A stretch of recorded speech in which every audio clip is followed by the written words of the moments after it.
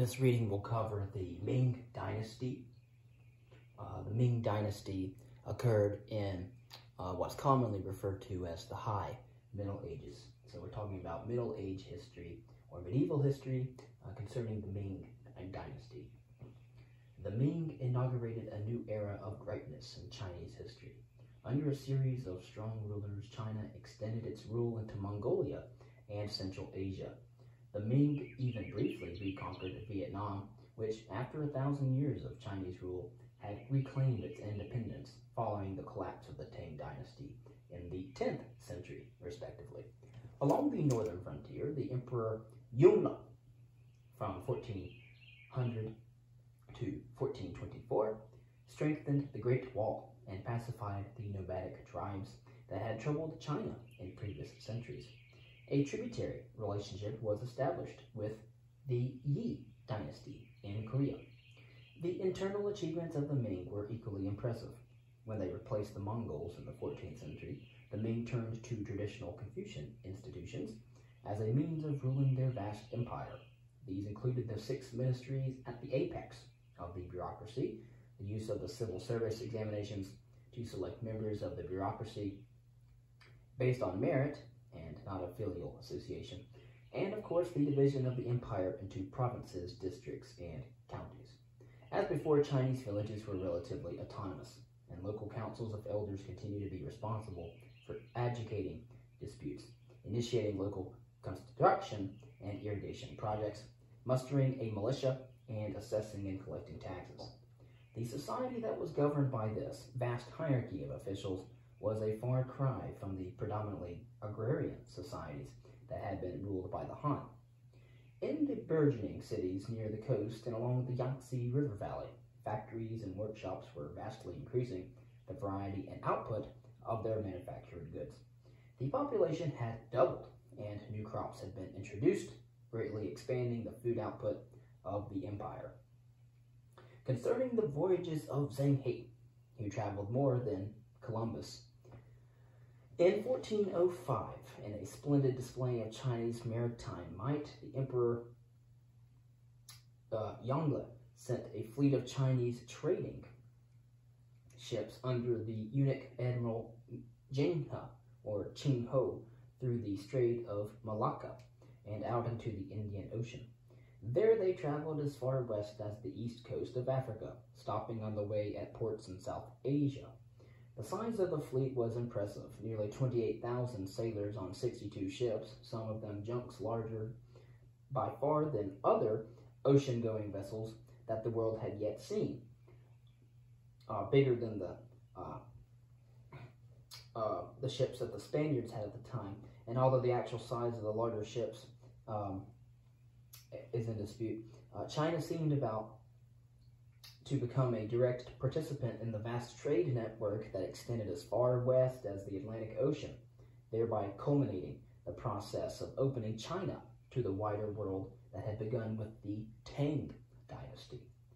Why the expeditions were undertaken has been a matter of some debate. Some historians assume that economic profit was the main reason. Others point to the native curiosity and note that the expedition and the 6 others that followed it returned not only with goods and a plethora of information about the outside world, but also with some items unknown in China. The emperor was especially intrigued by the giraffes brought back from East Africa and placed them in the imperial zoo, where they were identified by many people with the coming of good government. Others speculated that the emperor was seeking to ascertain the truth of rumors that his immediate predecessor, Emperor Ji Yanwen, from 1398 to 1402, had escaped to Southeast Asia to live in exile. Whatever the case, the voyages resulted in a dramatic increase in Chinese knowledge about the world and the nature of ocean travel. They also brought massive profits for their sponsors, including individuals connected with Admiral Zheng He at court. This aroused resentment among conservatives within the bureaucracy, some of whom viewed commercial activities with a characteristic measure of Confucian disdain. One commented that an end to the voyages would provide the Chinese people with a respite so that they can devote themselves to husbandry or agriculture and schooling. Shortly after Yongel's death, the voyages were discontinued, never to be revived. The decision had long-term consequences and, in the eyes of many modern historians, marks a turning inward of the Chinese state, away from commerce and toward a more traditional emphasis on agriculture, away from the exotic lands to the south and toward the heartland of the country in the Yellow River Valley. Ironically, the move toward the Yellow River had been initiated when he had decided to move the Ming capital from Nanjing in central China, where the ships were built and the voyages launched, back to Beijing, where official eyes were firmly focused on the threat from beyond the Great Wall to the north. As a means of reducing that threat, he ordered that the resettlement of thousands of families from the fertile Yangtze Valley. The emperor presumably had not intended to set forces in motion that would divert the country from its contacts with the external world. After all, he had been the driving force behind Zheng He's voyages. But the end result was a shift in the balance of power from central China, where it had been since the Song dynasty, back to northern China, where it had originated and would remain for the rest of the Ming era. China would not look outward again for more than 4 centuries. Why were the voyages of Zheng He's abandoned? Why was the Ming government discontinued? And why did Zheng He's explorations halt? And why did they turn its attention back to domestic concerns? And this has been a long debate. But was it simply a consequence of court intrigues or the replacement of one emperor by another? Or were deeper issues involved in the matter? Some scholars speculate that the real purpose of the voyages was not economic gain, but power projection, and that when local rulers throughout the South Seas had been sufficiently intimidated to accept a tributary relationship with their elder brother in China, the voyages, which had been prohibitively expensive, indeed, were no longer necessary. One recent theory that has gained wide attention and spurred scholarly debate contends that the Chinese fleets did not limit their explorations to the Indian Ocean, but actually circled the Earth and discovered the existence of the Western Hemisphere. Although that theory has won few scholarly adherents, the voyages, their abrupt discontinuance, remain one of the most fascinating enigmas in the history of China. By the time of the Sui dynasty, Buddhism and Taoism had emerged as major rivals of Confucianism as the ruling ideology of the state. But during the last half of the Tang dynasty, Confucianism revived and once again became dominant at court, a position it would retain to the end of the dynastic period in the early 20th century. Buddhist and Taoist beliefs, however, remained popular at the local level. We have the rise and decline of Buddhism and Taoism. As noted earlier, Buddhism arrived in China with merchants from India and found its first adherents among the merchant community and intellectuals intrigued by the new ideas. During the chaotic centuries following the collapse of the Han dynasty, Buddhism and Taoism appealed to those who were searching for more emotional and, of course, spiritual satisfaction than Confucianism could provide. Both faiths reached beyond the common people and found support among the ruling classes. The capital of Chang'an even had a small Christian church after Christianity was introduced to China by Syrian merchants in the 6th century. The signification of Buddhism. As Buddhism attracted more followers, it began to take on Chinese characteristics and divided into a number of separate sects. Some, like the Chan, or the Zen Buddhism in Chinese, or Japanese Zen Buddhism, called for mind training and a strict regimen as a means of seeking enlightenment, a technique that reflected Taoist ideas and appealed to many intellectuals. Others, like the Pure Land sect, stressed the role of devotion, an approach that was more appealing to ordinary Chinese, who lacked the time and inclination for strict monastic discipline.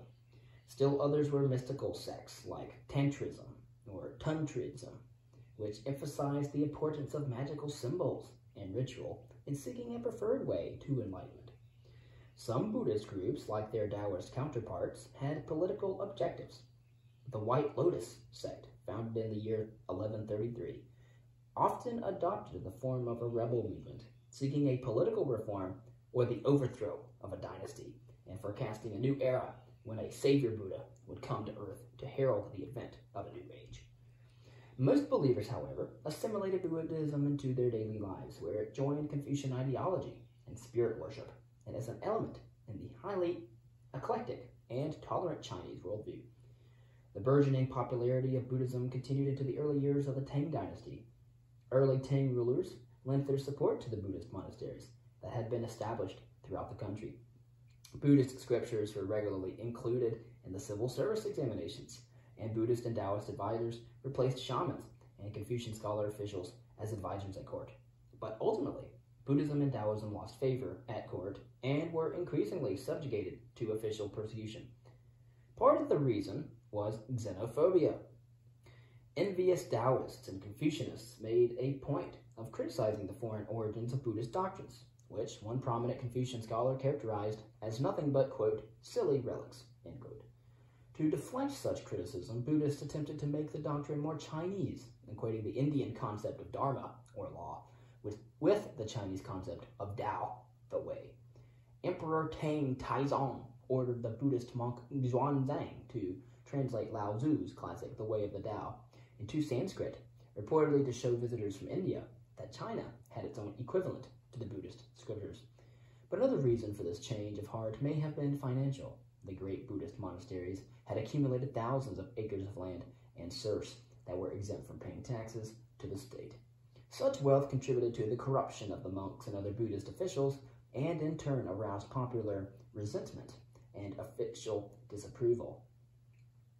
As the state attempted to eliminate the great landholdings of the aristocracy, the large monasteries also attracted its attention. During the latter Tang dynasty, countless temples and monasteries were destroyed, and more than 100,000 monks were compelled to leave the monasteries and return to a secular life. There were probably deeper political and ideological reasons for the growing of antagonism between Buddhism and the state. By preaching or proclaiming the illusory nature of the material world, Buddhism was denying the very essence of Confucian metaphysical teachings, the necessity for filial piety and hard work, for example, in the social realm of human life, by encouraging young Chinese to abandon their rice fields and seek refuge and wisdom in the monasteries.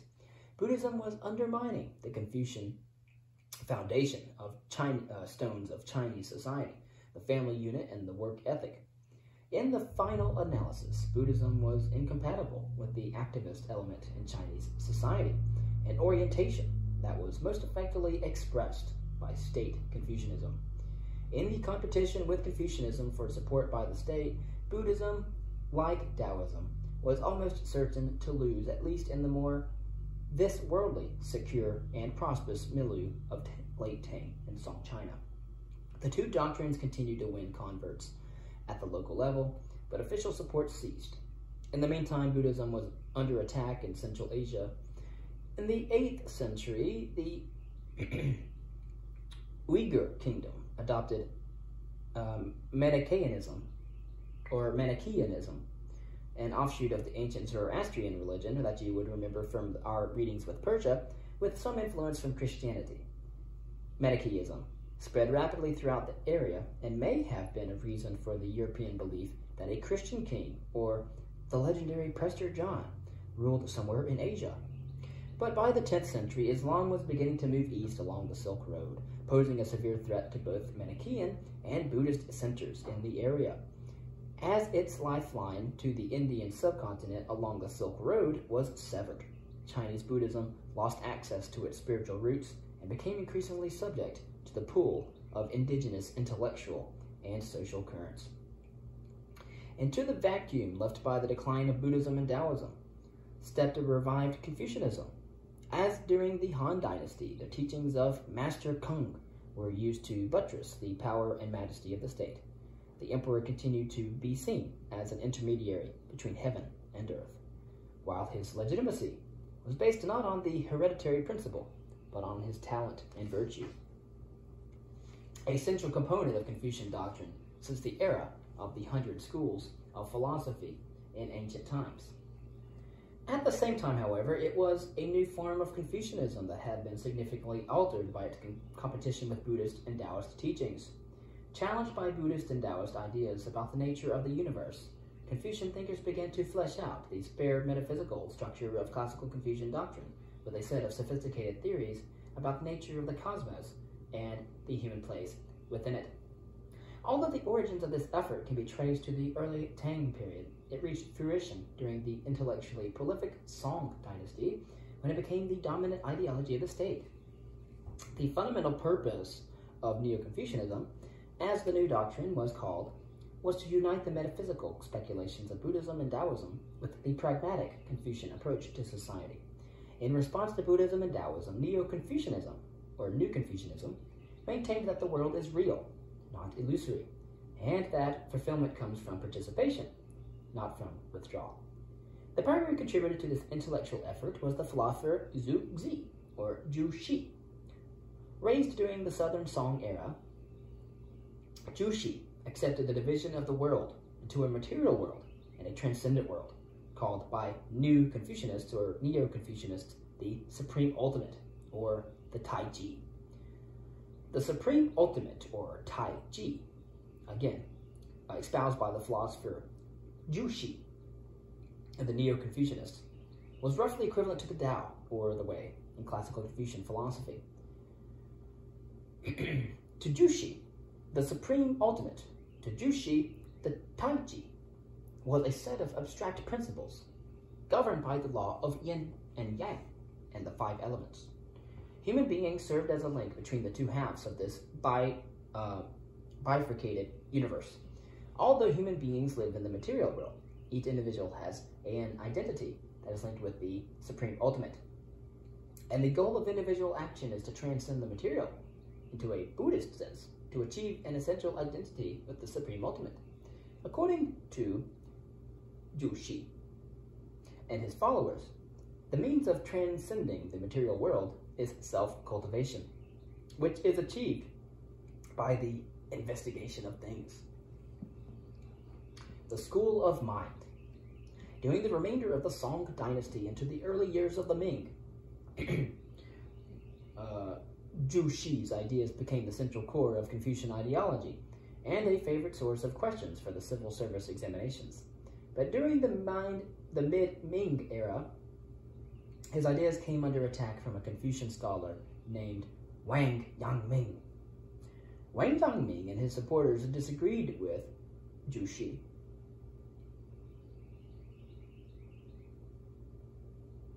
Yeah. So we have the middle of the Ming dynasty. We have a Confucian scholar named Wang Yangming. Wang Yangming and his supporters disagreed with Zhu Xi and his focus on learning through an investigation of the outside world, and asserted that the correct way to transcend the material world was through an understanding of self. According to this so-called school of mind, the mind and the universe were a single unit. Knowledge was thus intuitive rather than empirical, and was obtained through internal self-searching and, inductive methods, rather than through an investigation of the actual outside world from an empirical stance. The debate is reminiscent of a similar disagreement between followers of the ancient Greek philosophers, as you might know, Plato and Aristotle. Plato had argued that all knowledge comes from within, while Aristotle argued that knowledge resulted from an examination of the external world. Wang Yangming's ideas attracted many followers during the Ming dynasty, and the school briefly rivaled that of Zhu Xi's in popularity among Confucian scholars. Nevertheless, it never won official acceptance, probably because it was too much like Buddhism in denying the importance of a life of participation in social action. And for the average Chinese person, of course, an instinctive faith in the existence of household deities or nature spirits continue to take precedence over the intellectual ruminations of Buddhist monks or Confucian scholars. But a prevailing belief in the concept of karma and possible rebirth in a next life was one important legacy of the Buddhist connection, while a new manifestation of the Confucian concept of hierarchy was the village god, often believed to live in a prominent tree in the vicinity, who protected the community from wandering evil spirits.